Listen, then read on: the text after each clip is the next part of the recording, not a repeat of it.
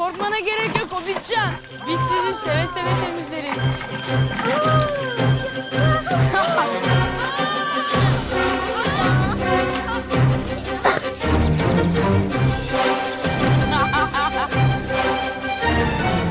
Savaş, bu sefer sen bittin. O kız bisikletiyle işi çok zor Ezikcan. Barış dur. Değmez. Bırak gitsinler. Yeni bisikletimi aldığımda görecekler. Biri bu çocuklara dersini vermeli. Hafsa da YouTuber oldu.